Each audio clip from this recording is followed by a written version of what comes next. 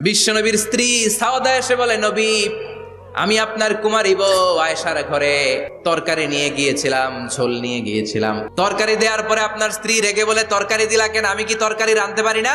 রাগের চোটে তরকারির ঝোল নিয়ে, পায়েস নিয়ে আমার গালের মধ্যে মাখিয়ে দিয়েছে আপনার বউ। আপনি তো শ্রেষ্ঠ বিচারক, ও নবী বিচার করে দেন। মা আয়েশাকে ডেকে পাঠালেন। মা আয়েশারে বললেন, ও আয়েশা, আসলে এমনটা করেছো নাকি?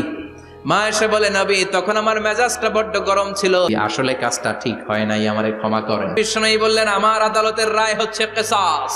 সাউদাকে যেমনি তুমি পায়েস মাখিয়ে দিয়েছ, সাউদাও পায়েসের বাটি থেকে কিছু পায়েস নিয়ে আয়েশার গালে মাখো। সাউদাও বিশ্বনবীর রায় অনুযায়ী বাটি থেকে পায়েসের ঝোল নিয়ে মা আয়েশার গালের মধ্যে মেখে দিলেন। মা আয়েশা কি আর করবেন, হেসে দিলেন। সাইয়েদাতুনা সাউদাও হাসলেন, বিশ্বনবীও হাসলেন। আরশের উপর থেকে খুশি হয়ে গেল কে? আল্লাহ।